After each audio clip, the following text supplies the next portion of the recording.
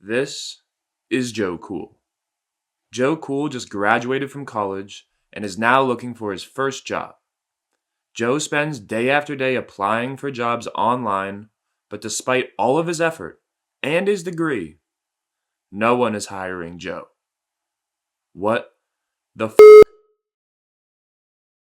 What's up, Z's? Today, we're going to be getting into why this job market is so busted and why it's probably going to be up to us to change it. Let's get it! In 2025, 2 million people graduated college with a bachelor's degree. The majority of those degrees went to us, and now that we're out of school, this is what we're facing. A dismal hiring outlook for the graduating class of 2026. Surveys show that job prospects for recent graduates are down significantly from a year ago, so what is going on? Entry-level jobs are vanishing at an alarming rate. It's likely to be one of the most challenging times in history for graduates to get a job today. The perfect storm of AI, political instability, and economic uncertainty are causing what some are calling the jobpocolypse. If you don't hire people... This stuff is hell, and I've got numbers. For the first time in 46 years, the unemployment rate for recent college grads has been consistently higher than the national unemployment rate. And this really isn't all on us. There are just less jobs out there today. These days, employers aren't looking for entry-level employees like they used to. Instead, they're putting all this effort into holding on tightly to the people they've already hired, and they're applying new tech to perform basic, low-level tasks, which are replacing those typical starter jobs that you and I might have been hired to do just a couple years ago. And just to add a little bit of spice to the unemployed experience, companies are now posting fake jobs on all of these hiring platforms. These ghost jobs are job postings that companies have no intentions of actually filling, and they are everywhere. So let's nutshell. Today, we end up spending more time applying to dozens of jobs because we know there's a good chance that some of them aren't even real. On top of that, there are less relevant opportunities available to us. And on top of that, we just paid a shit ton of money to be unemployed and broke. And all this is happening when we literally just got here. We literally just got here. And this young adult part of our life, is crazier than ever. For the past 25 years, costs have been going crazy. Across the board. A lot of these new high prices are affecting us broke, beautiful idiots more than the rest of the population. Mostly because, we haven't worked jobs or saved any real money yet. The University of Michigan's Journal of Economics posted an article in early 2026 just to back me up on this, so thank you to them.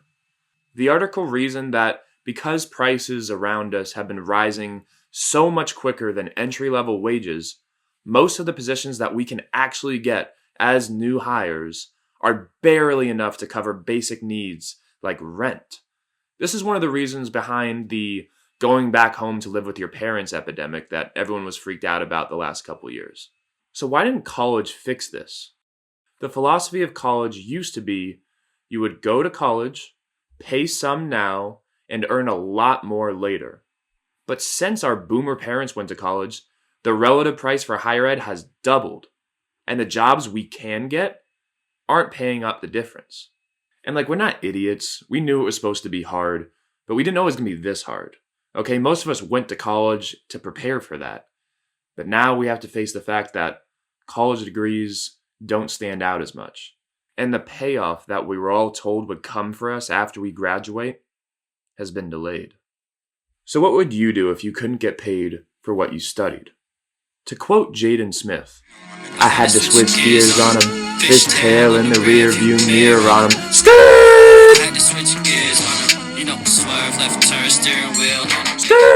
With not a lot else going our way, a lot of Z's started looking for new career paths after they graduated. One of the places they found this was in tradesman work and blue-collar jobs. We are taking it upon ourselves to find something that can give us better job security than our college degrees can. Forbes even called us the tool belt generation, which is kind of hard, I'm not going to lie. I love that metaphor. I love metaphors. And I think that the tool belt generation is a great one. So let's get deep. We are the generation that was raised by iPhones.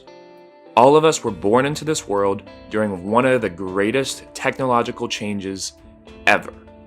This unlimited access to information that sits in our pocket every day has made us super adaptable. When there's something that we need to do or accomplish, we can just look it up and figure it out as we go, because that's how we grew up. I mean, I know that's how I passed Algebra 2 back in high school, because we are these tech natives. We are already one step ahead of everyone who came before us. Compared to us, nobody is more familiar with the infinity of the digital toolshed that already exists out there, and it's ours to harness. And it's how we can reshape work forever. That's enough deepness, I think. Everything I just talked about, from shit being unaffordable, to degrees not bringing in dollars, to crappy jobs, all of this is being seen. And instead of rolling over, there are Z's out there deciding that if the system isn't working for us, let's do it our way. A symptom of this diseased job market has been a wave of entrepreneurship. Since people can see that everything else is kind of shit right now, a lot of people are choosing to try to work for themselves and take a chance on their own ideas. This is also all in line with the idea of the skill economy, which puts more value into what you can actually do instead of where you got your degree from, which is great because this rewards relevant knowledge over just degrees alone. But on the flip side, it also puts the burden of adaptation on us. Which kind of sucks, okay? Like, let's be honest. That puts a lot of pressure on us to not only find ways to develop these skills, but also makes us question kind of the value of our degrees at all. But let's not forget where we were born, okay? We are the digital people. This is our house. This is our digital world. If we don't know how to do something, or if we're worried that we don't have the skills we need, we can always just go look it up and figure out things as we go. That's how we adapt. That's how all animals adapt. Every living thing right now has evolved or changed the way it lived at one point or another. And just like people are constantly evolving, societies are constantly evolving with them. By 2030, Gen Z is going to make up 30% of the job market. Okay, they're not going to be able to get rid of us. They're not going to be able to ignore us. They're going to have to evolve with us.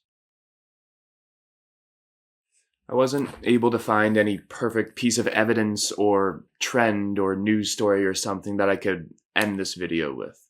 I wish I could point to something that we could just do this or that and we would figure out everything and we'd all live happily ever after. But instead, I want to leave you guys with a little bit of motivation from one of my favorite people of all time, Jim Carrey. So remember this: you can always fail at what you don't want. So you might as well take a chance doing what you love. Thanks for watching. I'll see you next time. Let's get it!